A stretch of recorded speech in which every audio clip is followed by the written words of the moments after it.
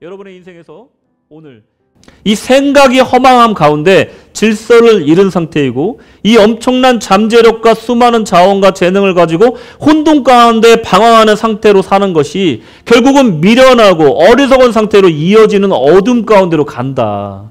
이것을 지금 설명하고 있는, 영적인 원리를 설명하고 있는 겁니다. 마음에는 종종 좋은 생각을 해요. 아이디어도 떠오르고 또 합니다. 하지만 공허해요.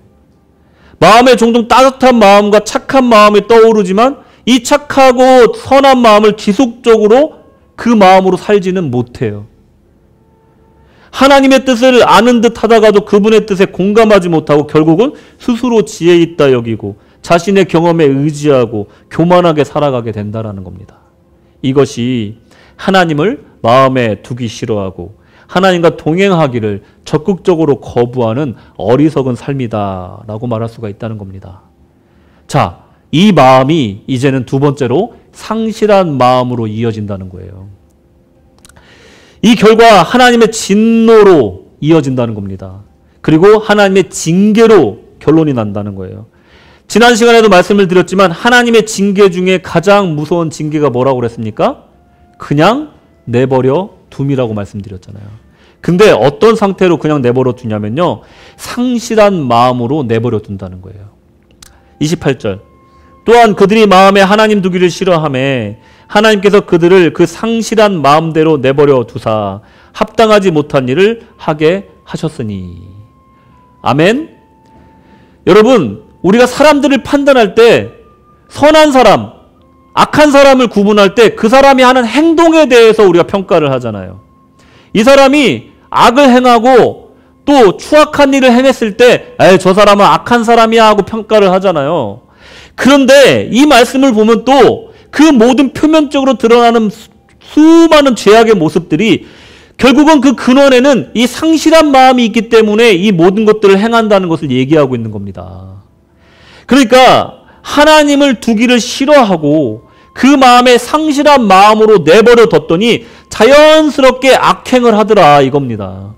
인간 세상의 수많은 죄악들의 모습들이요 사실은 그 사람이 착하고 악해서 일어나는 것이 아니라 그 근원에는 하나님을 두기 싫어하고 그 마음에 상실한 마음이 있기 때문에 자연스럽게 악한 모습이 드러났다는 거예요.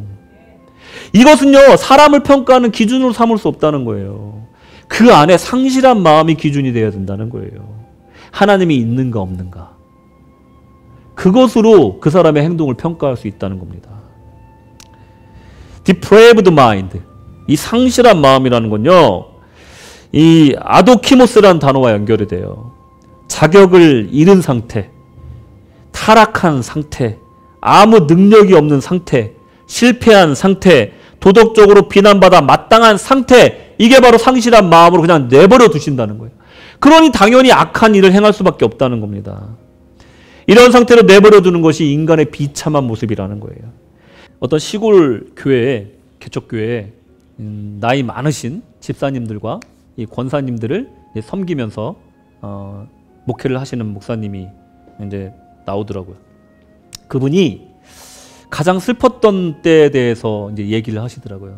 제가 언제 제일 슬펐냐면요. 이러면서 얘기를 하시더라고요.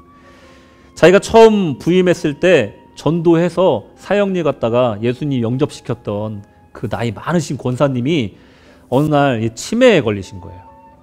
그래가지고 병원에 누워 계신 거예요. 그래서 이제 신방을 갔어요. 그래서 권사님 저 알아보시겠어요? 하니까 누구세요? 이렇게 얘기해요. 또 한번 물어봤대요. 권사님 저예요. 저 김 목사입니다. 이렇게 얘기를 했대요. 그랬더니 누구세요? 이렇게 몇 번을 물어봐도 이 권사님이 이 목사님 못 알아보는 거예요. 아니 그때부터 자기도 모르게 눈물이 하염없이 나오는데 멈출 수가 없더라는 거예요. 그 상태로 어찌어찌 해가지고 교회차를 몰고 교회에 와서 기도를 계속 하는데도 눈물이 멈추지가 않는 거예요. 목사님 왜 그렇게 우셨어요? 이렇게 인터뷰하시는 분이 물어보니까 저를 못 알아봐서 운 게 아니고요. 부임하면서 이분 전도했는데 나 잃어버린 건 괜찮은데 이분이 혹시라도 예수님 잊어버렸으면 어떡할까? 이 생각이 들어서 눈물이 멈추지가 않더래.